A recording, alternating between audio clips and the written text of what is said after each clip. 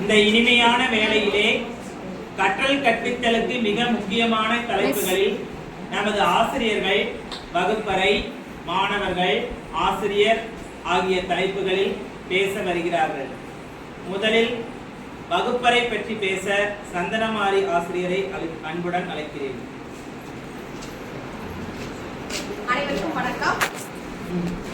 வகுப்பறை அப்படின்னா 4 சுவர் மட்டும் இருக்கிற ஒரு அறை மட்டும் இல்ல, அதுதான் மாணவர்களோட வாழ்நாள்ல ஒரு கணிசமான நேரத்தை அவங்க கற்றுக்கிறதுக்காக செலவிடுறது ஒரு இடம் சொல்லலாம். இப்ப கற்றல் கற்பித்தலோட இதயமே வகுப்பறை தான் சொல்லுவாங்க. அப்புறம் சொல்லுவாங்க மாணவர்களின் எதிர்காலத்தை நிர்ணயிப்பது வகுப்பறை தான் சொன்னாங்க. எதிர்காலத்தை நிர்ணயிப்பது ஆசிரியர், மாணவர் அப்படின்னு சொல்லல. இப்ப கூட இன்னைக்கு இந்த தடவை புதுசா கொண்டு வந்தது பாத்தீங்கன்னா CST, class room student teacher சொன்னாங்க. கிளாஸ் ரூம் தான் முதல்ல வச்சிருக்காங்க. இப்ப கூட பேச அழைக்கும் போது கூட நம்ம நடுவர் வந்து கிளாஸ் ரூமோட முக்கியத்துவம் தெரிஞ்சுதான் முதல்ல கிளாஸ் ரூமை கூப்பிட்டாங்க. இப்ப பாத்தீங்கன்னா வகுப்பறை சூழல் வந்து சரியா அமைச்சாதான் நமக்கு கற்றல் கற்பித்தல் சரியா அமையும். இப்ப நம்ம ஆசிரியர், இப்ப நம்ம வெளியில பார்த்தோம்னா நம்ம ஒரு சாதாரண மனுஷி, அவ்வளவுதான். நம்மள ஒரு ஆசிரியரா அங்கீகாரம் கொடுக்கிறது நம்மளுடைய வகுப்பறை மட்டும்தான். நம்மளுடைய பேச்சு, அதாவது ஆசிரியரோட பேச்சு செயல், மாணவர்களோட பேச்சு செயல் எல்லாத்தையுமே மாற்றுறது வந்து வகுப்பறை தான். இப்ப நம்ம வெளியில நம்ம பேசுவோம், ஒரு பையன் நம்ம நடந்து போய்கிட்டு இருக்கோம், ஏதோ ஒரு பையன் தவறு செய்யறான், நம்ம ஆசிரியர் கண்டிப்பா அதை பார்த்த உடனே கோபத்துல வெகுண்டு எழுந்துருவோம். ஏன்னா இப்படி பண்ற, என்னடா பண்ற அப்படின்னா அவன் சொல்றத கேட்க மாட்டான். அதே ஒரு வகுப்பறையில நம்ம சொன்னோம் அப்படின்னா நம்ம வார்த்தைக்கு அங்க மரியாதை இருக்கும். அப்ப நமக்கு வார்த்தைக்கு அந்த மரியாதையை கொடுக்கறதும் அந்த வகுப்பறை தான். ரெண்டாவது பாத்தீங்கன்னா இப்ப நிறைய இடத்துல பாத்தீங்கன்னா சிங்கிள் சைல்டா தான் இருப்பாங்க. குழந்தைங்க வந்து யார்கிட்டயும் பழகிறதுக்கான வாய்ப்பு எதுவுமே அமையாது. அந்த வாய்ப்பை ஏற்படுத்தி கொடுக்கறதும் நம்ம வகுப்பறை தான். இப்ப நான் எங்க பாப்பா வந்து பாத்தீங்கன்னா சிங்கிள் சைல்டு தான். அவ சின்ன வயசுல இருந்தே ரொம்ப என்ன சொல்லுவானா, மூடிட்டு மாதிரி அமைதியா, என்ன மாதிரி அமைதியாவே தான் இருப்பா. யார்கிட்டயும் எதுவும் அவ்வளவா பேசிக்க மாட்டா. அப்ப மறுபடியும் இப்ப ஸ்கூலுக்கு போயிட்டு நல்ல குழந்தைகளோட சேர்ந்து அவங்களோட விளையாடுறது, பேசுறது பார்த்தா இப்பெல்லாம் பயங்கர வாய், சமாளிக்கவே முடியல, அந்த மாதிரி ஆயிடுச்சு. அப்புறம் கற்றல் வந்து எல்லா இடங்கள்லயுமே நடைபெறலாம். ஆனா ஒழுக்கத்தை கற்றுக் கொடுக்கிறது வந்து நம்மளுடைய வகுப்பறை தான். அப்புறம் சொந்த வீட்டுல ஒரு பையன் இருக்கிறான், அவன் ஃபர்ஸ்ட் ஸ்டாண்டர்ட் தான் படிக்கிறான், என் கிளாஸ் தான் படிக்கிறான். ஆனா கிளாஸ்க்குள்ள வந்தா அப்படியே உட்கார்ந்துருப்பான், மிஸ் மிஸ் அவ்வளவுதான், அதுக்கு மேல வார்த்தையே வராது. அதே வீட்டுக்கு போயிட்டா பெருவிட எதிர்த்து விட ஒண்ணு வர, அதான் என்ன பண்றீங்க, வீட்டுல என்ன பண்றீங்க அப்படின்னு வரும். ஆனா அவனுக்கே தெரிஞ்சிருக்கு வகுப்பறையில நம்ம எப்படி நடந்துக்கணும், வெளியில எப்படி நடந்துக்கணும். இந்த 1 மாசத்திலேயே அவனுக்கு கற்றுக் கொடுத்துருக்குது இந்த வகுப்பறை. அப்புறம் நம்ம அந்த கண்ணதாசன் பாட்டு கூட சொல்லுவாங்க, யாரும் இருக்கும் இடத்தில் இருந்து கொண்டா எல்லாம் சௌக்கியமே. அப்ப நம்மளுடைய இருக்கிற இடமான வகுப்பறை தான் நமக்கான மரியாதையை தேடி கொடுக்குதுங்க. அப்புறம் பாத்தீங்கன்னா கூட்டெல்லாம் நடைபெறுதுன்னு சொல்லுவாங்க, ரீயூனியன் எல்லாமே. இப்ப நிறைய இடத்துல பாத்தீங்கன்னா ஆசிரியர்கள் வந்து எந்த ஒரு மாணவனும் ஒவ்வொரு ஆசிரியர் வீட்டுக்கா போயிட்டு நான் போய் ஆசிரியரை பாக்குறேன்னு சொல்றது இல்ல. எந்த ஒரு மாணவர்களும் ஆசிரியரும் போய் ஒவ்வொரு மாணவரா வீட்டுக்கா போய் நான் பாக்குறேன்னு சொன்னது இல்ல. அவங்களோட நினைவுகளை கொண்டு வர இடம் வந்து வகுப்பறையா தான் இருக்கு. நிறைய படத்துலயும் பார்த்திருக்கலாம், நிஜத்திலயும் பார்த்திருக்கலாம். நம்ம கிளாஸ் ரூம்ல போய் உட்கார்ந்து அவங்களுடைய பழைய நினைவுகளை பார்ப்பாங்க, அவங்களுக்கு சந்தோஷத்தை கொடுக்கறது, அந்த எல்லாமே அந்த வகுப்பறையில தான் நடந்திருக்கும். அப்புறம் இறுதியா ஒண்ணு மட்டும் சொல்லி நான் முடிச்சுக்கிறேங்க. ஆன்லைன் கிளாஸ் பார்த்திருப்போம். நம்ம கற்றுக் கொடுக்கிறவங்க ஆசிரியர், நம்ம தான் கற்றுக் கொடுக்குறாங்க, ஆசிரியர்கள் திறமையானவங்க ஆன்லைன்ல திறமையா தான் சொல்லி கொடுத்திருப்போம். மாணவர்களும் நல்லா கத்துக்கிட்டாங்க. அதுக்காக நம்ம அதை சாட்டிஸ்ஃபைட் ஆயிடுமா? இல்ல. அந்த வகுப்பறையில வந்து பாடம் நடத்தினாதான் எங்களுக்கு ஒரு திருப்தி கிடைக்கும் அப்படிங்கறது ஆசிரியரை நிறைய தடவை சொல்லியிருந்தாங்க. அப்புறம் ஆசிரியர்கள் வந்து இணைய வழியில் வந்து தரமான மதிப்பீட்டை கொடுக்க முடியாது. இளங்கலைகளோட தவறுகளையும் நம்மளால இணைய வழியில சுட்டி காட்ட முடியாது. வகுப்பறையில பாத்துக்கிட்டீங்கன்னா இப்ப பூ அப்படின்னு சொல்லும் போது ஒவ்வொருத்தரோட மனசுலயும் கலர் கலரா பூ இருக்கும், இந்த பூவா இருக்குமா அந்த பூவா இருக்குமா அப்படிங்கும். இணைய வழியில நடத்தும் போது ஒரு பூவை காமிச்சோன்னா அவங்களுடைய கற்பழிப்புறதுக்கு நம்ம அங்கேயே ஒரு முட்டுக்கட்டை போட்டுட்டோம். இறுதியா அவங்க சொல்லுங்க, கற்றுக் கொடுப்பவர்கள் அனைவரும் ஆசிரியரே, கற்பவர்கள் அனைவரும் மாணவர்களே. எங்கெல்லாம் கற்றல் கற்பித்தல் நடைபெறுகிறதோ அங்கெல்லாம் வகுப்பறையே. ஆனா அந்த வகுப்பறையில இப்ப பாத்தீங்கன்னா ஸ்டார், கிரீடம் இந்த மாதிரி எல்லாம் கொடுக்கும்போது நமக்கே ஒரு செய்யணும் அப்படிங்கிற ஒரு ஆர்வம் வருது. இந்த சமுதாய உணர்வை தூண்டி நாளை இளைய தலைமுறைக்கு ஒரு ஆர்வத்துக்கு தரக்கூடிய கருவறையா இந்த வகுப்பறை அமைதுன்னு சொல்லி நன்றி பாராட்டி கற்றல் கற்பித்தலுக்கு மிக முக்கியமாக இருப்பது வகுப்பறையே என்ற தலைப்பில் சந்தனமாரி மிகச் சிறப்பாக பேசினார்கள். அதைத் தொடர்ந்து மாணவர்களே முக்கியம் என்பதை பாமிலா ஆசிரியர்கள் பேச வருகிறார்கள்.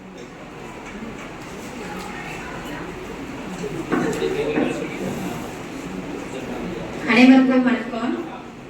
கற்றல் கற்பித்தல்ல மிகவும் முக்கியமானது மாணவர்களே என்ற தலைப்புல நான் பேச வந்திருக்கேன். முதல்ல பேசின அவங்க சொன்ன மாதிரி வகுப்பறை தான் முக்கியம் அப்படின்னா இப்ப நம்ம எல்லாரும் எந்திரிச்சு வெளியில போயிடலாம். எல்லாரும் எந்திரிச்சு வெளியே போய் இது ஒரு வகுப்பறை மட்டும் இருந்ததுன்னா இங்க கற்றல் கற்பித்தல் நடைபெறுமா? நடைபெறாதா? நடைபெறாது. வெறும் வகுப்பறையை மட்டும் வச்சுட்டு நம்ம ஒண்ணுமே பண்ண முடியாது. அதாவது சுவர் இருந்தாதான் சித்திரம் வரைய முடியும். அந்த மாதிரி மாணவர்கள் இருந்தா மட்டும்தான் ஒரு கற்றல் கற்பித்தல் முழுமை பெறும். வெறும் வகுப்பறையோ ஆசிரியரோ மட்டும் இருந்து எதுவுமே நடக்காது. அதே மாதிரி கற்றல் கற்பித்தல்ல மாணவர்கள் ஒரு உடலுக்கு எப்படி உயிர் ரொம்ப முக்கியமோ அந்த மாதிரி நம்ம மாணவர்கள் உயிரோட்டமா இருக்காங்க. அவங்க இல்லைன்னா நமக்கு வேலை கிடையாது.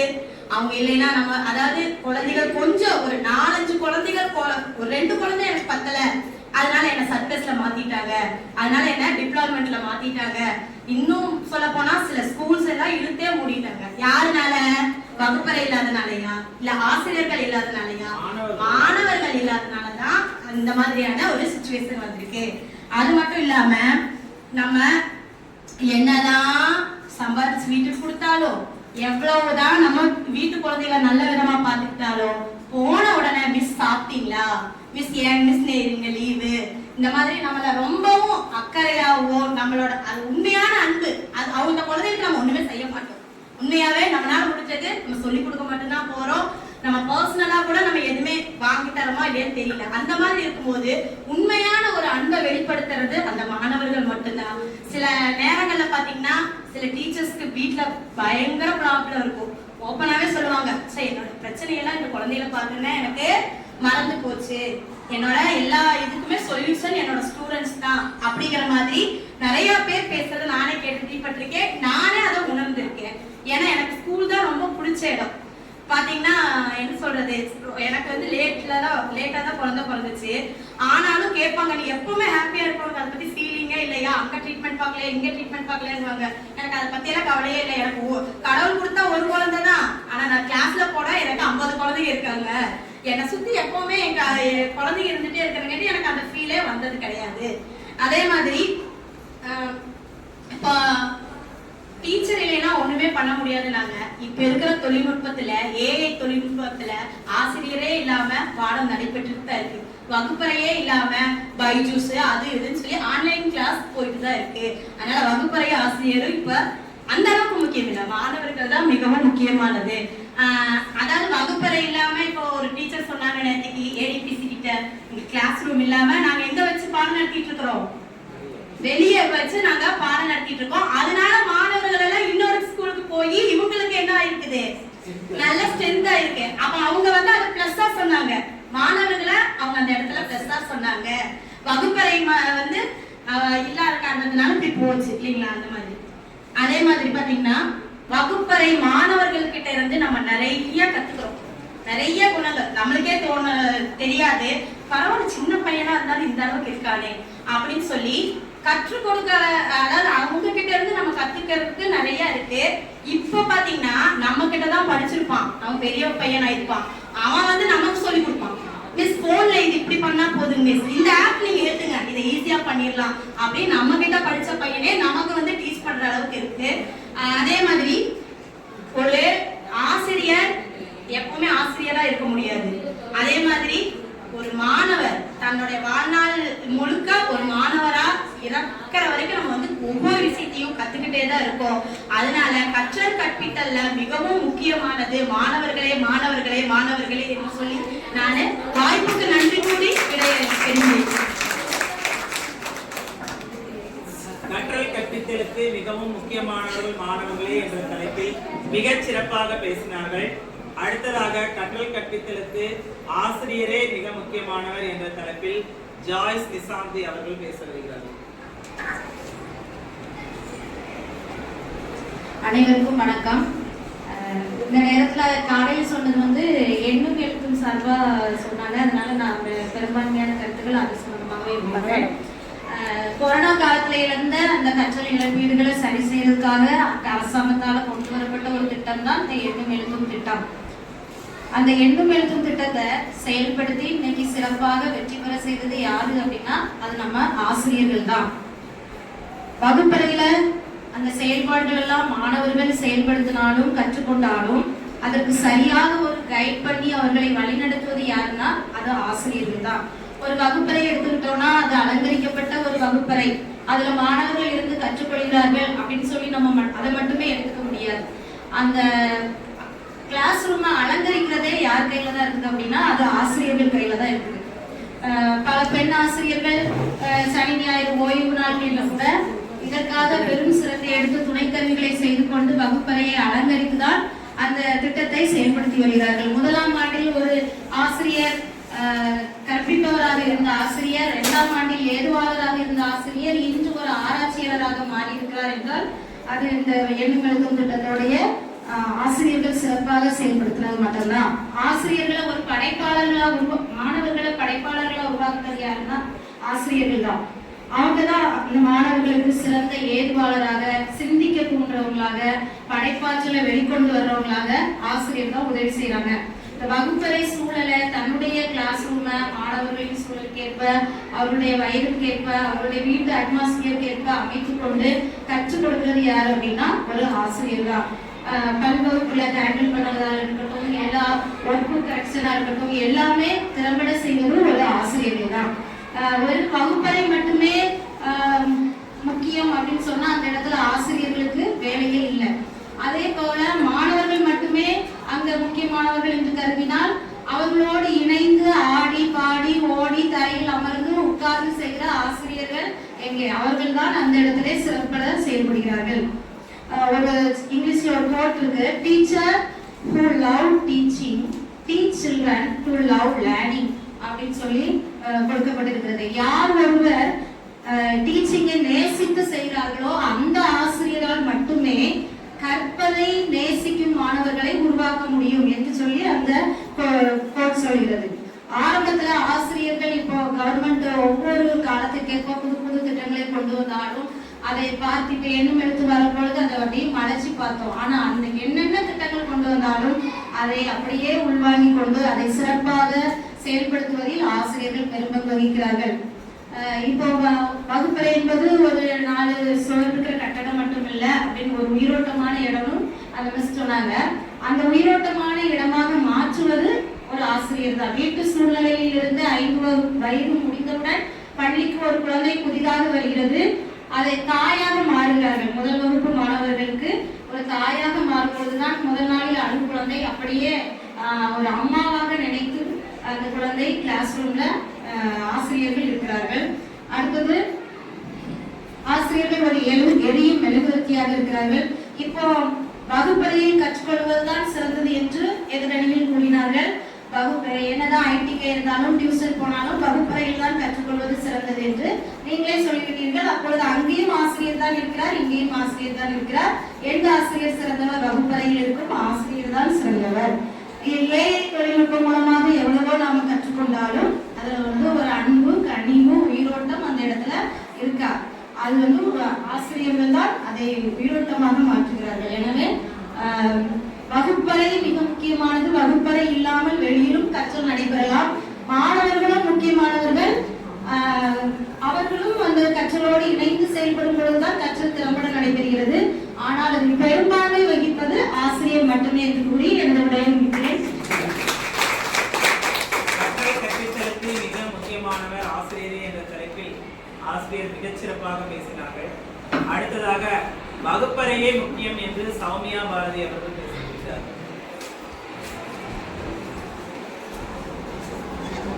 வகுப்பறை பற்றி பேச வந்திருக்காங்க. மிஸ் சொன்னாங்க, எனக்கு எப்பவுமே ஸ்கூலோட ஞாபகம் தான் எனக்கு ஃபர்ஸ்ட் வரும்னு சொன்னாங்க. ஸ்கூல்னாவே அந்த இடத்துல என்னதான் அவங்களுக்கு கிளாஸ் ரூம்ஸ் தான் ஃபர்ஸ்ட் ஞாபகத்துக்கு வரும். வாய்ப்பில்லை, குழந்தை கொஞ்சம் அவங்களுக்கு கிளாஸ் ரூம்ஸ் என்னதான் இருந்தாலுமே நம்ம ஸ்கூலுக்கு ஓப்பனாகி வந்துட்டோம்னா ஃபர்ஸ்ட் நம்ம எங்க தான் போறோம்?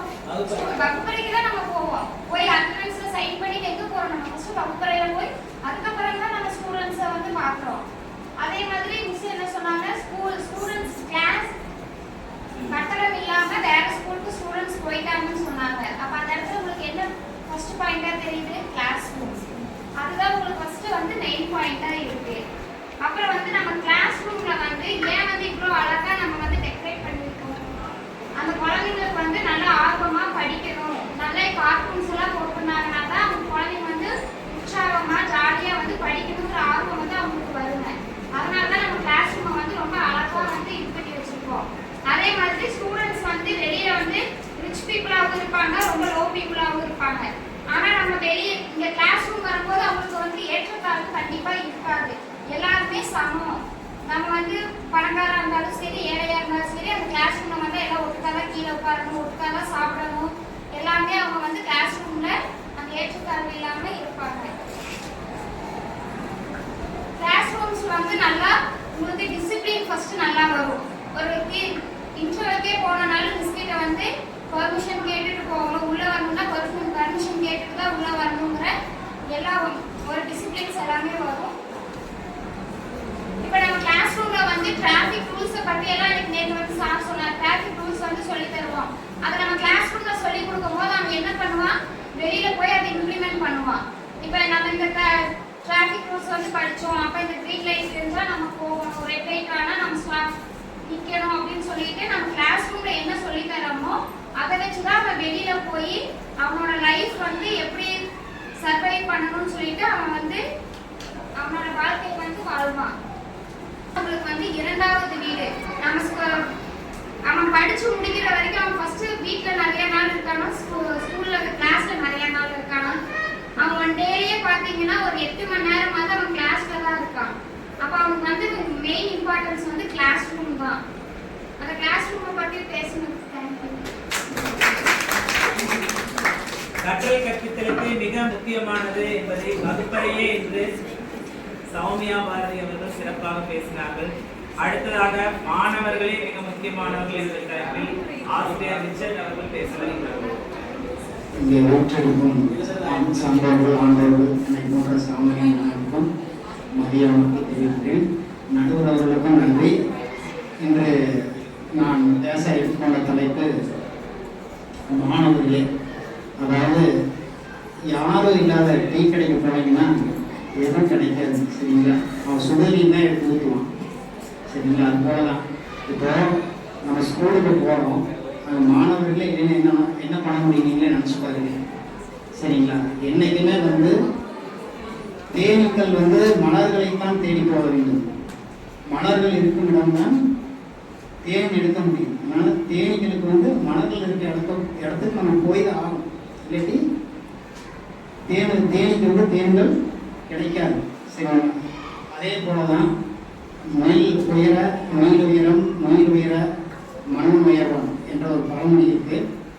அப்படி பார்க்கும்பொழுது நம்ம உயரத்துக்கு போனோம் அப்படின்னாக்கா இந்த வளர்ச்சிகள்லாம் நடந்தால் மட்டும்தான் நாமும் உயர வேண்டும் என்பதை நம்ம மனதில் வைத்துக் கொள்ள வேண்டும். அதுபோல வண்டுகள் உணவு எதுங்க, மலர்கள் தான். அந்த மாதிரி வண்டுகளும் என்ன பண்ணணும், மலர்களை தான் தேடி போகணும். அப்படி போனால் மட்டும்தான் அதுக்கு உணவு கிடைக்கும். அதுபோல நாமும் நம்ம பள்ளிக்கே வந்து நம்ம மாணவர்களை பார்க்க வேண்டும். இவங்க சொன்னாங்க சுவர் இருந்தால் எல்லாத்தையும் ஒட்டி எல்லாம் பண்ணுவாங்க அப்படின்னு சொன்னாங்க. ஆனால் சுவர் இருந்து சித்திரம் இருந்து வரைய தாளியில் என்ன முடியும், சரிங்களா? எதுவுமே பண்ண முடியாது, சரிங்களா? அந்த காலத்தில் புலக்கல்வி முறை இருந்துச்சு. ஆசிரியரை தேடி மாணவர்கள் சென்றார்கள், சரிங்களா? ஆனால் இன்று நிலைமை வேற. நம்ம வந்து குழந்தைகளை நாம் தான் வந்து கொண்டிருக்கிறோம், சரிங்களா?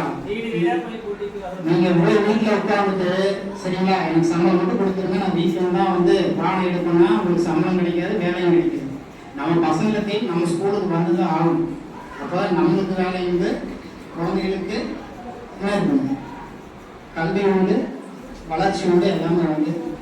அதனால இந்த காலத்தில் நீங்கள் என்னால கவனிச்சிருப்பீங்கன்னா என்ன முக்கியமான கவனிக்க வேண்டியது பார்த்தீங்கன்னா குழந்தை மைய கற்றல், சரிங்களா? சொன்னாங்களா இல்லைங்களா? கவனிச்சிங்களா? 2 நாளைக்கு குழந்தை மைய கற்றல் தான் நம்ம வந்து இம்ப்ளிமெண்ட் பண்ணிட்டு இருக்கிறோம். எனவே மாணவர்களே முக்கியம் என்று கூறி எனக்கு வாய்ப்பளித்த அனைவருக்கும் நன்றி கூறி கற்றல் கற்பித்தலுக்கு மாணவரே முக்கியம் என்ற பேசினார்கள். தேனீக்கள் மலர்களை தேடி சென்று அந்த கருத்தை எடுத்துக் கூறியது மிக்க மகிழ்ச்சி. அடுத்ததாக ஆசிரியர்களே முக்கியமானவர்கள் என்ற தலைப்பில் சரண்யா அவர்கள் பேச வருகிறார்கள். நிர்மலா அவர்கள் பேச வருகிறார்கள். அவையூர் அனைவருக்கும், அவை தலைவர் அனைவருக்கும் என் முதற்கண் வணக்கத்தை தெரிவித்துக் கொள்கிறேன். அதாவது மாதா பிதா குரு தெய்வம்னு சொல்லுவாங்க இல்லைங்களா? இப்போ குருக்கு தான் முதல்ல முக்கியம், தெய்வத்துக்கு அதுக்கப்புறம் தான். அதனால நம்ம வந்து வகுப்பறை, என்னதான் வகுப்பறை இருந்தாலும் மாணவர்கள் இருந்தாலும், ஒரு பெரிய பில்டிங் இருக்கு, நிறைய கிளாஸ் ரூம் இருக்கு, கிளாஸ் ரூம் ஃபுல்லா டீச்சர் ஸ்டூடெண்ட்ஸா இருக்காங்க. டீச்சர் இல்லைன்னா அங்க என்ன எப்படி இருக்கும்? சந்தை கடை தான் இல்லைங்களா? கொஞ்சம் 5 நிமிஷம் கூட 5 நிமிஷம் டீச்சர் அந்த பக்கம் போனோம்னா அது வகுப்பறை மாதிரியே இருக்கிறது இல்ல. வகுப்பறையும் இருக்கிறது இல்ல, மாணவர்களும் இருக்கிறது இல்ல. அது என்ன சொன்னாங்க அப்படின்னா, வகுப்பறை வந்து ஒழுக்கத்தை உருவாக்குதுன்னு சொன்னாங்க. அந்த ஒழுக்கத்தை கற்றுக் கொடுக்கறது யாருங்க? ஆசிரியர் தான். ஆசிரியர் தான் அந்த ஒழுக்கத்தை கற்றுக் கொடுக்குறாங்க. டிராபிக்ல சிக்னல் வந்து யார் கற்றுக் கொடுக்கறது? டீச்சர் சொல்லி தரலன்னா மாணவனுக்கு அது தெரியாது. அதாவது 1ஆம் கிளாஸ்ல குழந்தை வந்து ஒண்ணுமே தெரியாம அம்மாவை மறந்துட்டு மறக்குதுன்னா அது ஒரு ஆசிரியரால தான் முடியும்னு நான் சொல்றேன் இல்லைங்களா? வீட்டுக்கு போகுது, காலைல எழுந்திரிக்குது, தூங்குது, கொஞ்சம் 7 மணி நேரம் நம்ம கிட்ட தான் இருக்குது. 9 மணி நேரம் 7 மணி நேரம் நம்ம கிட்ட தான் இருக்குது. அதை வந்து அதோட வகுப்பை வீட்டு சூழ்நிலையை வந்து நம்மளுக்கு தெரிஞ்சுக்குவோம். சில பசங்க வந்து இஷ்யூவோட வருவாங்க, சில பல குறைகளோட வருவாங்க, கற்றல் குறைபாடோட இருப்பாங்க. எல்லாவற்றையும் தெரிஞ்சு அவங்க வீட்டு சூழலை தெரிஞ்சு, இந்த பையன்கிட்ட எப்படி பேசணும், அந்த பொண்ணுகிட்ட எப்படி பேசணும், இவன் ரொம்ப சூப்பர் ஆக்டிவா இருக்கிறா, இவன்கிட்ட எப்படி நடந்துக்கணும்னு ஒவ்வொன்னா பார்த்து கற்றுக் கொடுக்கறது யார்? 50 குழந்தைகள் இருந்தாலும் 1000 வகுப்பறை இருந்தாலும் அந்த கற்பிக்க ஒரு ஆசிரியர் இல்லைன்னா அதுக்கு எந்த மதிப்புமே எந்த பயனுமே கிடையாது. நான் வந்து ஒரு டீச்சரா இருக்க, ஒரு ஸ்டூடெண்டா, நான் படிச்ச என்னோட ஒரு அலுமினியா ஸ்கூல் வழியா போனேன்னா என்னோட ஸ்கூல் கையை வச்சுக்குவாங்க. பார்க்கவே மாட்டோம், அவ்வளோ ஸ்ட்ரிக்ட் அந்த ஸ்கூல். இப்போ ஒரு நான் சென்ட் தாமஸ் அலுமினேஷன் அவள்கிட்ட நான் இருக்கிறப்ப அப்படி அவ்வளவு நல்லா அப்படிதான் இருந்துச்சு. ஆனா வந்து இப்ப வந்து நான் ரொம்ப ப்ரௌடா நான் அதை பாக்குறேன் அந்த ஸ்கூல்ல. இப்ப எப்படி இருக்கோ எனக்கு தெரியாது. எனக்கு இருந்த டீச்சர்ஸ் அந்த ஸ்கூலை பார்க்க பயப்படுற அளவுக்கு இருந்தாங்க. அதனாலதான் இன்னைக்கு வந்து இந்த மைக்க பிடிச்சு பேசுற அளவுக்கு இருக்கிறதோ என்னவோ கண்டிப்பா இருக்கிறேன். சரிங்களா? அதனால டீச்சர் வகுப்பறையா என்ன வகுப்பறை இருந்தாலும் மாணவர்கள் இருந்தாலும் கற்பிக்கிறதுக்கு ஒரு ஆசிரியர் அப்படிங்கிறது ஒரு முக்கியமான ரோல் அப்படின்னு நான் நினைக்கிறேன். அதே மாதிரி ஹேண்ட் ரைட்டிங், ஒரு குழந்தை வந்து கோணமோடையே எழுதுறாரு, மூக்கு முடியுமா வச்சு அழகா எழுது அப்படின்னு நாம தான் சொல்லி கொடுக்குறோம் இல்லைங்களா? ஒரு ஹேண்ட் ரைட்டிங் எல்லாம் நல்லா இருக்குது அப்படின்னா படிக்காத பையன் கூட நீ வந்து நல்லா ப்ரெசென்ட் பண்ணு அப்படின்னு ஒவ்வொரு கருத்துக்களையும் ஆசிரியர் தான் எடுத்து குறிக்கிறாங்க, சொல்றாங்க. அதே மாதிரி ஆன்லைன் கிளாஸ் எடுக்கிறாங்க இல்லைங்களா? ஆன்லைன் கிளாஸ் வெறும் செல்போனை மட்டும் வச்சிருந்தா நடத்த முடியுமா? அதுக்கு ஒரு ஹேண்டில் பண்ண ஒரு டீச்சர் வேணும் இல்லைங்களா? அதே மாதிரி வகுப்பறை இருக்கு, இவ்வளோ சார்ட்டெல்லாம் ஒட்டி வச்சிருக்காங்க, அது ஒட்டுறது யாருங்க? டீச்சர் தான். மெனக்கெட்டு அதை வரைஞ்சி அதை ப்ரிப்பேர் பண்ணி அந்த ஒரு படத்துல நாம எப்படி அந்த கருத்தை அவங்க சொல்லலாம் அப்படின்னு யோசிச்சு சொல்றதுக்கு டீச்சர்ஸோட வேலை தான். அது வந்து டீச்சரால தான் முடியும், டீச்சரால தான் சொல்ல முடியும். அதே மாதிரி நீங்க வெளியே எவ்வளோ ப்ரொஃபஷன் இருக்கலாம் இல்லைங்களா? நம்ம முன்னாடி எவ்வளோ ப்ரொஃபஷன் இன்ஜினியர் பார்த்தா அது பண்ண முடியாது. ஆசிரியர்கள்னா வந்து ஓடி வந்து சொல்லுவாங்க. நாம் இன்னைக்கு வரைக்கும் அப்படிதான், நான் பழைய ஆசிரியர்களாக பார்த்தா ஓடி போய் பேசுவோம் இல்லைங்களா? அது வந்து அந்த கொடுப்பினை வந்து ஆசிரியருக்கு மட்டும்தான் இருக்குது அப்படின்னு என்னோட கருத்து. அதே மாதிரி அந்த காலத்துல பாத்தீங்கன்னா எவ்வளவு பெரிய ராஜாவானாலும், ஒரு நாட்டுக்கே ராஜாவானாலும் போய் குருகுலத்துல போய் கல்வி கற்று வந்தாங்க. அந்த கற்றுக் கொடுக்கிற அந்த குருவுக்கு எல்லா வேலைகளையும் செஞ்சு அவருக்கு பணிவிடை செஞ்சு கற்றுக் கொடுத்தாங்க. ஏன்னா வந்து கற்றுக் கொடுக்கிற அந்த ஆசிரியர் வந்து அவ்வளவு முக்கியம்.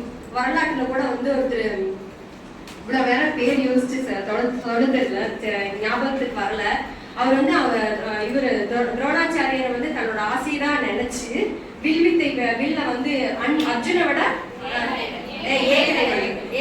அர்ஜுனை விட அதிகமா ரொம்ப நல்லா இது பண்ணுவாரு. ஆனா அவரை தோற்கடிக்கணுங்கிறதுக்காக ஆசிரியரே வந்து அந்த கட்டிக்கிறத கேட்பாரு. அது மாதிரி ஆசிரியர் இல்லாமையே அவன் அப்படி கத்துக்கிட்டா, தன்னோட துரோணாக்கு ஒரு மானசீக குருவா ஏத்துக்கிட்டு. இது வந்து ஆசிரியர் அவர் அப்படி வந்து ஒரு மேன்மையான ஒரு பொசிஷன்ல இருக்காங்கன்னு சொல்ல வரேன். அதே மாதிரி ஒரு டீனேஜ் சைல்டு இருக்கா ஒரு டீனேஜ் குழந்தை இருக்கா அப்படின்னா அவன்கிட்ட எப்படி பேசணும், அவனுக்கு என்ன மாதிரி எல்லாம் பக்குவம், அம்மா சொல்ல முடியாத கருத்துக்கள் கூட நாம டீச்சர்ஸ் தான் சொல்லி கொடுக்குறோம் இல்லைங்களா. சொல்லி பேச இந்த அவன் முகத்துல எப்படி இருக்கு, என்ன மாதிரி மாற்றம் இருக்கு, என்ன மாதிரி பண்ணணும், எல்லாமே வந்து ஒரு டீச்சர் நினைச்சா முடியும், கண்டிப்பா கொண்டு வர முடியும் சரிங்களா. அதனால ஆஸ் அ டீச்சர் சரி எவ்வளோதான் நல்லா எவ்வளோதான் இருந்தாலும் ஒரு நோபலஸ்ட் ஜாப் இருக்கிறதா பெருமைப்பட்டு இந்த மாதிரி ஆசிரியர்கள் வகுப்பறை இருந்தாலும் மாணவர்கள் இருந்தாலும் ஆசிரியர்கள் தான் முக்கியத்துவம் வாய்ந்தவங்க அப்படிங்கிற கருத்தை வலியுறுத்தி என்னோட உரையை முடிக்கிறேன். நன்றி வணக்கம். கற்றல் கற்பித்தலுக்கு மிக முக்கியமானவர்கள் ஆசிரியர்களே என்ற தலைப்பில் மிகச் சிறப்பாக உரையாற்றினார்கள். அடுத்ததாக வகுப்பறையே மிக முக்கியமானது என்ற தலைப்பில் தமிழரசன் ஆசிரியர் அவர்கள் பேச வருகிறார். அனைவருக்கும் மதிய வணக்கம். உலகில் 2 புனிதமான இடங்கள் இருக்குது. ஒண்ணு வந்து தாயின் கருவறை, இன்னொன்று வந்து ஆசிரியருடைய வகுப்பறை. தாயின் கருவறை வந்து ஒருத்தர் வந்து உயிரை பெறான், ஆசிரியர் கருவறையில அறிவை பெற்றுக் கொள்கிறான். ஆசிரியர் வந்து என்ன பண்றாருன்னா மாணவர்களுக்கு கற்றுத்தராரு. ஆனா வந்து கற்றுக் கொடுக்கறதுக்கு என்ன வேணும், ஒரு இடம் வேணும். இடம் இல்லைன்னா கற்றுத்தர முடியுமா? எல்லா இடத்துலயுமே கற்றுக் கொடுக்க முடியாது. கத்துக்கலாம், ஆனா அந்த அளவுக்கு கத்துக்க முடியுமான்னா சொல்ல முடியாது. நல்லா சில விஷயங்களை கத்துக்கிறதுக்கு ஆசிரியர் இருந்தாலும் மாணவர் இருந்தாலும் வகுப்பறைங்கிறது ரொம்ப முக்கியமான ஒரு விஷயம் சரிங்களா. எத்தனை இணைய வழியில கத்துக்க சொல்றாங்க, இணைய வழியில கத்துக்கிட்டாலுமே ஆசிரியர் இருக்கிறாரு, மாணவர் இருக்காங்க. ஆனா வகுப்பறை இருந்தா தான் அந்த அளவுக்கு நல்லா கத்துக்க முடியும். வகுப்பறை இல்லைன்னா அந்த அளவுக்கு கத்துக்க முடியுமா, அவங்ககிட்ட அச்சீவ்மெண்ட் இருக்கா அப்படின்னு செக் பண்ண முடியாது. ஒரு தேர்வே வைக்கிறதுனால வகுப்பறை வேணும். வகுப்பறை இல்லைன்னா தேர்வு நடத்த முடியுமா, அந்த மாணவர்கள் என்ன அச்சீவ்மெண்ட் ஆயிருக்கு அவனுக்கு அதை பத்தி நம்ம தெரிஞ்சுக்கிறதுக்கு கண்டிப்பா வகுப்பறை இருந்தா தான் அது சாத்தியப்படும். சாத்தியம் இல்லைன்னா அவன்கிட்ட என்ன கத்துக்கிட்டா என்ன கத்துக்கல அப்படிங்கிறது நமக்கு தெரியாது. அதை வந்து நம்ம என்ன சொல்றோம், குறைதீர் கற்பித்தலை நம்ம நடத்துறோம். அவனுக்கு குறைகள் என்ன இருக்குது அப்படிங்கறத எப்படி நம்ம தெரிஞ்சுக்க முடியும். வகுப்பறையில ஒரு டெஸ்ட் வச்சா தான் அதை கத்துக்க முடியும். சார் சொன்னாரு தேனீக்கள் வந்து மலரை தேடி போகும் அப்படின்னாரு. அதே மாதிரி மாணவர்கள் ஆசிரியர்கள் எதை தேடி வர்றாங்க, வகுப்பறை தேடி தான் வர்றாங்க. வகுப்பறை தான் வந்து முக்கியமான ஒரு இடம். வகுப்பறை இல்லைன்னா வந்து எதுவுமே பண்ண முடியாது. அதுதான் முக்கியமான இடம் சரிங்களா. வகுப்பறையில் வந்து அனைத்து மாணவர்களும் சமமா நடத்தப்படுறாங்க, சமமா இருக்கிறாங்க. நம்மளுக்கு ஒரு அப்புறம் மிஸ் சொன்ன மாதிரி ஆசிரியர்கள் முக்கியங்கிறாங்க. ஆசிரியர் இருந்தாலும் ஆசிரியர்களை பார்க்க அந்த ஸ்கூல் வழியே நான் நடந்து போறேன், அந்த ஸ்கூலை பார்க்கும்போது எனக்கு ரொம்ப பிரமிப்பா இருக்குது அப்படிங்கிறாங்க. ஆனா இப்போ அந்த ஸ்கூலை பத்தி நினைக்கிறாங்க தவிர ஆசிரியர்களை பத்தி அவங்க சொல்லவே இல்லை. ஸ்கூல் தான் நான் போன பயந்துக்குவேன் அப்படின்னு சொன்னாங்க. அப்ப அவங்க வகுப்பறை தான் அவங்க நினைச்சு பாக்குறாங்க தவிர ஆசிரியர்களை பத்தி அவங்க நினைக்கல. அப்ப என்ன தோணுது அவங்களுக்கு, அந்த ஸ்கூல் தான் ஞாபகம் வருது அப்படிங்கிறாங்க. அப்ப ஸ்கூல்ல எது ஞாபகம் வருது, வகுப்பறை தான் அவங்களுக்கு ஞாபகம் வருது. அதனால வகுப்பறை சிறந்தது அப்படின்னு சொல்லி என் உரையை வகுப்பறையே சிறந்தது என்ற தலைப்பில் தமிழரசன் அவர்கள் மிகச் சிறப்பாக உரையாற்றினார். அடுத்ததாக மாணவர்களே சிறந்தவர் என்ற தலைப்பில் சிவகுமார் அவர்களை பேசுகிறார்.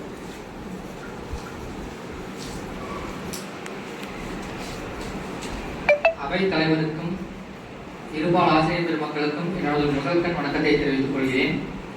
இன்று நான் பேச வந்திருக்கக்கூடிய தலைப்பு மாணவர்களே. ஒரு ஸ்கூல் எடுத்துட்டோம்னா டீச்சர்ஸ் இருக்காங்க, வகுப்பறைகள் இருக்குது, ஆனால் வந்து ஸ்டூடெண்ட்ஸ் இல்லை. அப்படிங்கும்போது டீச்சர்ஸும் வகுப்பறை இருந்து எந்த பிரயோஜனமும் கிடையாது. இப்போ நம்ம ஒவ்வொரு ஸ்கூலும் வந்து ஸ்ட்ரென்த் ஏற்றுறக்கோசரம் நம்ம இது கொண்டு போக சொல்கிறாங்க, பேரணி நடத்தி ஸ்கூலில் வந்து ஸ்டூடெண்ட்ஸை வந்து எங்கள் ஸ்கூலில் ஜாயின் பண்ணுங்க, எங்கள் ஸ்கூலில் இவ்வளோ சிறப்புகள் இருக்குது, எல்லா ஸ்டூடெண்ட்ஸும் வந்து எங்கள் ஸ்கூலில் சேர்த்து ப்ரைவேட் ஸ்கூலில் படிக்கிற ஸ்டூடெண்ட்ஸ் எல்லாம் வந்து எங்கள் ஸ்கூலில் போய் பேரண்ட்ஸ்கிட்ட சொல்லுங்க, எங்கள் ஸ்கூலில் ஸ்மார்ட் கிளாஸ் ரூம் இருக்குது, இந்த மாதிரியெல்லாம் ஃபெசிலிட்டி இருக்குது, எங்கள் ஸ்கூலில் வந்து ஸ்டூடெண்ட்ஸை சேர்த்துங்க அப்படின்னு சொல்கிறாங்க. ஸ்டூடெண்ட்ஸ் வந்து சேர்ந்தா மட்டும்தான் டீச்சர்ஸ்க்கான வேலைகள் நமக்கு புது புது ஜாப்ஸ் போடுவாங்க. ஸ்டூடெண்ட்ஸ் வந்து சேரல அப்படின்னு சொன்னால் நம்ம இருக்கிற வேலையும் வந்து நமக்கு டெப்டேஷனில் நம்ம வேறு ஸ்கூல் போக வேண்டியிருக்கும். இப்போ எங்கள் ஸ்கூலில் நான் வந்து எடுபாடு ஸ்கூலில் பார்த்தோம்னா ஒரு கிளாஸ் ரூமுக்கு 60 ஸ்ட்ரென்த் இருக்குது. இப்போ இதே பார்த்தோம்னா டீச்சர் இந்த ஸ்கூலில் அண்ணா ஸ்கூலில் தான் நான் ஒர்க் பண்ணிட்டு இருந்தேன். முதல்ல ஸ்ட்ரென்த்து கம்மியான காட்டி தான் நான் டெப்டேஷனில் கருப்பாளையம் ஸ்கூலுக்கு மாறினதே. ஆமாங்க, டெப்டேஷனில் நான் கருப்பாளையம் ஸ்கூலுக்கு மாறி 1 இயர் அங்கே வேலை பார்த்துட்டு அதுக்கப்புறம் வந்து சரி இந்த மாதிரி சின்ன ஸ்கூலில் எங்கே போனாலுமே நம்ம வந்து இது பண்ண முடியாது. ஏன்னா நான் டெப்டேஷன் மாறதுனால இன்னொரு டீச்சர் இருந்தாங்க, அவங்க வெளியே போகிறதா நான் வெளியே போகிறதா டெப்டேஷனில் எனக்கு முன்னால் அவங்க அதுக்கு எனக்கு அப்புறம் அவங்க வந்து சேர்ந்தாங்கன்னு சொல்லி அவங்க டீச்சர் வெளியே போயிட்டாங்க ஃபர்ஸ்ட் வருஷம். 2வது வருஷம் அதே மாதிரி 10th போகிறதுக்கு நான் டெப்யூட்டேஷன் நான் வெளியே போனேன். கரும்பாளையம் வந்து 1 இயர் ஒர்க் பண்ணிட்டு திரும்பவும் வந்து இதெல்லாம் நமக்கு செட் ஆகாது, அதனால வந்து பெரிய ஸ்கூல்ல போய் சேர்ந்துடணும் அப்படின்னு சொல்லி இடும்பாளையத்துல வந்து சேர்ந்தேன். அந்த மாதிரி எங்க இருந்தாலும் மாணவர்களை நம்ம எந்த அளவுக்கு சேர்த்துனா தான் இன்னைக்கு கவர்மெண்ட்ல நம்ம புது புது போஸ்ட்டும் போடுவாங்க. ஸ்ட்ரென்த்தே குறைஞ்சிட்டு போறப்ப ஸ்கூலை எழுதிச்சாத்துங்க. வகுப்பறை இருந்து பிரயோஜனம் இல்லை, ஸ்கூல்ல இருந்து டீச்சர்ஸ் இருந்து பிரயோஜனம் இல்லை. ஸ்கூலையே லாக் பண்ணிட்டு அந்த டீச்சர்ஸை வேற பக்கம் அனுப்பிச்சு விடுவாங்க. ஏன் ஸ்கூலை சாத்திரையும் சொல்ல முடியுமா? அப்ப அவங்க என்ன கேட்பாங்க, போய் ஸ்ட்ரென்த்தை சேர்த்துங்க, மாணவர்களை சேர்த்துங்க. அப்ப இந்த ஸ்கூல்ல இவ்வளவு மாணவர்கள் இருக்கிறாங்க அப்படின்னா இன்னும் எக்ஸ்ட்ரா போஸ்ட் வந்து போடுவாங்க. அப்ப நம்ம ஒழுமையா இது பண்ணலாம். அப்ப வாழ்வாதாரத்துக்கு ஸ்டூடெண்ட்ஸ் தான் முக்கியம் அப்படின்னு சொல்லி என்னோட உரையை நிறைவேற்றுகிறோம்.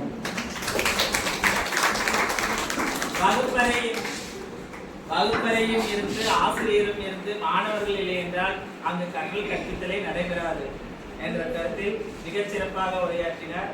அடுத்ததாக ஆசிரியர்களே மிக முக்கியமானவர்கள் என்ற தலைப்பில் சரண்யா அவர்கள் உரையாற்ற வருகிறார். தாயின் கருவறை அப்படின்னு சொல்றீங்க.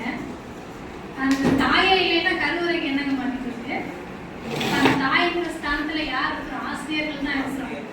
அவங்கதான் தாய். தாயே இல்லைன்னா அந்த கருவறை எப்படி உயிரோட்டமா இருக்கும்? அப்புறம் பாத்தீங்கன்னா ஒரு ஊர்ல வந்து பல கோடி ரூபாய் செலவழிச்சு ரொம்ப அலங்காரத்துல ஒரு கோயில் கட்டிட்டாங்க. பிரம்மாண்டமா இருக்கு. பக்தர்கள் எல்லாம் உள்ள போயிட்டாங்க. எல்லாருக்கும் போனா ஷாக்கு, உள்ள விற்கிறாங்க. இல்ல என்னங்க பிரயோஜனம்? ஒண்ணுமே இல்லையாங்க. எல்லாம் வீட்டுக்கு தான் போகணும். அங்க எதுவுமே நடக்காது. கோயிலோட பார்த்தே நல்லா இருக்குன்னு சொல்லிட்டு எல்லாரும் வீட்டுக்கு தான் வரணும். குழந்தைங்க எல்லாருமே ஒரு களிமண் மாதிரி. அவங்கள வந்து ஒவ்வொரு அவங்களுடைய திறமைக்கு ஏற்ற மாதிரி நம்ம வடிவமைச்சாதான் அவங்க பெரிய ஆக முடியும். களிமண்ணாவே உட்கார்ந்துட்டுன்னு வைங்க, அது கடைசி வரைக்கும் களிமண்ணா தான் இருக்கும். அதை வந்து ஒரு புயவரா நம்ம இருந்து அவங்கள உருவாக்கும் போது மட்டும்தான் அது வடிவமைப்பு பெறுது. ஆமா தானே? களிமண்ணை மட்டும் அங்கங்க உட்கார வச்சிருங்க, ஆசிரியரே இல்லை, வகுப்பறை அலங்காரமா பண்ணிக்கங்க, அந்த களிமண் எப்படி இருக்கும்? களிமண்ணாவே தான் இருக்கும். இப்ப கேரளால வந்து ரோபோட் டீச்சர் வந்துட்டாங்க, ஐரிஸ். அந்த வகுப்பறை இனி வரும் காலங்களில் இருந்துச்சுன்னா நீங்க உங்க பிள்ளைங்கள்லாம் அது மாதிரி ஸ்கூல்ல சேர்த்துவீங்களா? அங்க உயிரோட்டம் இருக்குமா? கண்டிப்பா இருக்காது. என்ன முதன்மைங்கிறது யாரு? ஆசிரியர் தான். அதுக்கு அடுத்துதான் மாணவர்கள். இப்ப கொரோனா டயத்துல மாணவர்கள் வீட்டுல இருந்தாங்க, டீச்சர்ஸும் வீட்டுல இருந்தாங்க. வகுப்பறை தேவையில்லை. கற்றல் கற்பித்தல் நடந்ததா இல்லையா ஆன்லைன் மூலமா? இப்ப டீச்சரே இல்ல. அப்ப அங்க அந்த மாணவர்களுக்கு யார் சொல்லி கொடுப்பா? சொல்லுங்க. இப்ப ஒரு ஸ்கூல்ல வந்து பிள்ளைங்களே இல்ல அப்படின்னா அவங்க டீச்சர்ஸை வந்து வீட்டுக்கு அனுப்ப மாட்டாங்க. அவங்க இன்னொரு ஸ்கூல்ல போய் பிள்ளைக்கு சொல்லி கொடுங்க அப்படின்னு வேற ஸ்கூல்ல டிரான்ஸ்ஃபர் பண்ணாங்களே தவிர்த்து பிள்ளை இல்ல அதனால நீ வீட்டுக்கு போ அப்படின்னு அனுப்ப மாட்டாங்க. ஆசிரியர்களோட பெருமையை சொல்றதுக்கு வரையறையே இல்லை. திருவள்ளுவர் வந்து எத்தனையோ டாபிக்ஸ்ல நிறைய கருத்துக்கள் சொல்லியிருக்காங்க. ஆனா ஒரு ஆசிரியர் இப்படிதான் இருக்கணும்னு அவர் வரையறையே சொல்லல. ஏன்னா ஆசிரியருக்கு வரையறை அவருக்கே தெரியல, என்னன்னு தெரியல.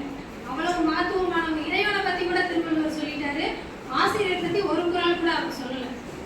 சரியா? அவ்வளவு மகத்துவம் வாய்ந்தவங்க ஆசிரியர்கள். இப்ப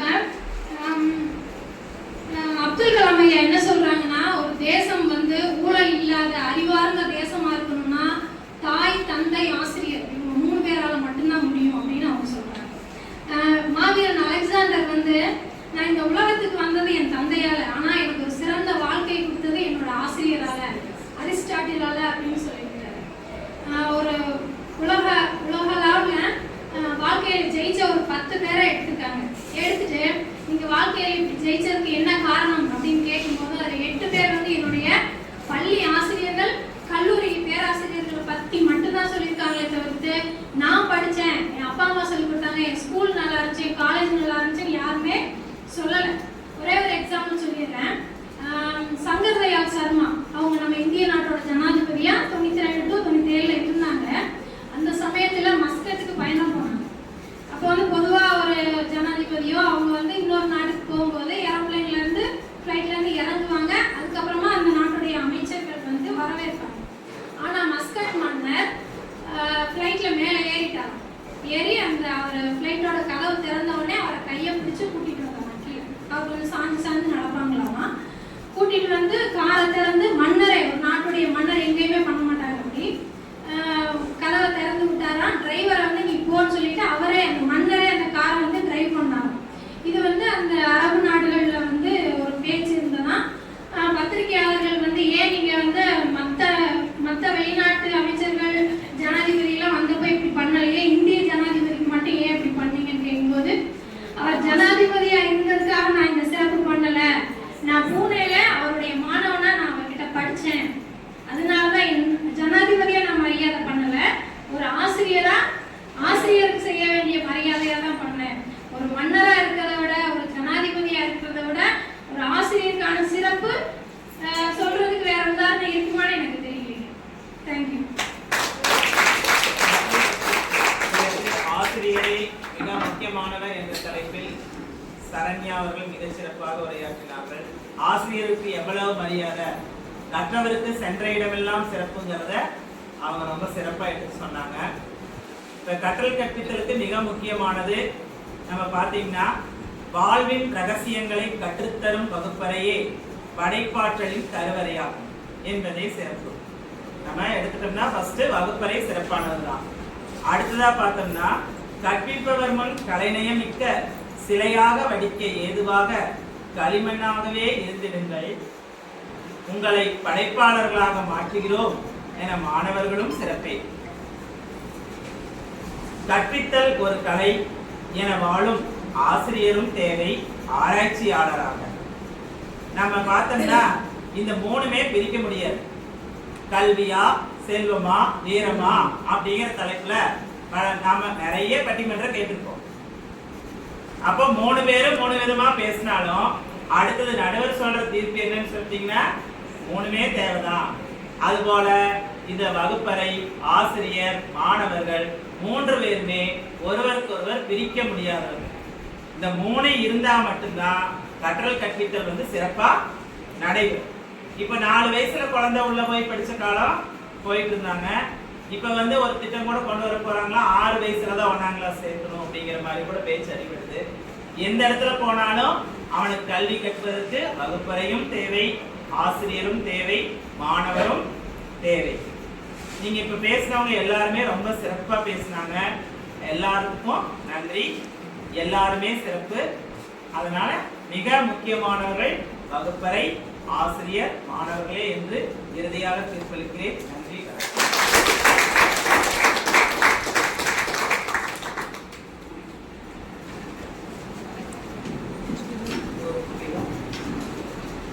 பட்டிமன்றம் நடத்தணும், இது ஒரு பார்ட், ட்ரைனிங்ல ஒரு பார்ட். இதை மட்டுமே நீங்க சொன்னாங்க. ஆனா என்ன நடக்கிறது, உண்மையாகவே பேச்சாளர்களாக மாறிட்டாங்க எல்லாம். கேட்டதே கூட இல்ல.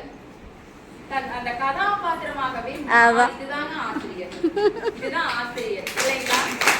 ஒவ்வொருவரும் தனக்கு கொடுத்த வாய்ப்பு.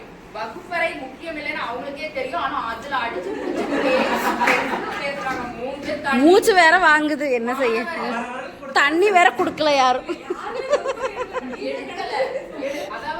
அந்தம்மா வேற சோடா கேட்டாங்க, குடுக்கல. நீங்க சொன்ன ஒரே வார்த்தைக்காக சார் அதே போலதான் சொல்றத பார்த்தா ஒரு மாதிரி இருக்கானா, அதுல கலந்துக்கிட்டு பர்ஃபார்மன்ஸ் பண்றாங்க பாருங்க. வகுப்பறைக்கு சொல்லவே வேண்டாம். சார் நான் வந்தா நடுவர், இல்லைன்னா போயிட்டே இருங்கன்னு சொல்லிட்டாரு. எனக்கே ஒரு மாதிரி பயமா இருக்கு. சார் ஆனா பெஸ்டா பேசினாங்க 3 பேருமே. இவங்கெல்லாம் வீட்டுல இருந்து வர்ற வழியெல்லாம் பேசுற மாதிரி பேசி முடிச்சுட்டாங்க. இப்ப ஆசிரியர்கள் சொல்லவே வேண்டாம். இப்படி பேசுவாங்களா அப்படின்னு கூட எனக்கு தெரியல. ட்ரைனிங் முடியும் போதுதான் நான் தெரிஞ்சுட்டேன் இவங்களை எல்லாம் பத்தி. அப்ப பட்டிமன்றம் சிறப்பா அமையறதுக்கு யார் முக்கியங்க? பேச்சாளர்கள் முக்கியம். நடுவர் சொல்லவே வேண்டாம். நடுவருக்குரிய தலைமை பண்பு அப்படியே இருக்கு. அவங்களுக்கு ஒரு பெரிய கிளாஸ். 3 பேருமே சொல்லியிருக்காங்க.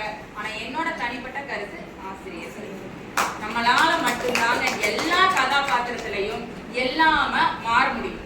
சரிங்களா? ஒரு வகுப்பறையா நீங்க சொல்லுங்க, மிஸ்டர் நான் ஒட்ட போறேன் உங்க மேல அப்படின்னா 2 மணி நேரம் இப்படி நிற்பாங்க. ஒரு மாணவனா மாறி அங்க போய் கீழே உட்காருங்கன்னு சொல்லுங்க, 3 பேர் வந்து உட்காருவாங்க இல்லைங்களா? நீங்க எல்லா மாணவர்களா மாறிடுங்க. ஆசிரியருங்க ஆபீஸ் எங்க ஆபீஸ் எங்க கிளாஸ் ரூம் இருக்கு, மாணவர்கள் இருக்காங்க, ஆபீஸ் எங்க கேட்பீங்களா? ஆசிரியர்கள் தான் மிக முக்கியமானவர். எல்லாமாகவே மாறி வீட்டுல அம்மா அப்பா பிள்ளைங்க எல்லாத்துக்கும் எப்படி ஒரு தலைவியா இருந்து நம்ம வழி நடத்துறோமோ அதே போல பள்ளியிலும் சரி வீட்டிலும் சரி வெளியிலும் சரி மிக முக்கியமான நபர் யாரு அப்படின்னா ஆசிரியர் மட்டும்தான். என்னுடைய கருத்து.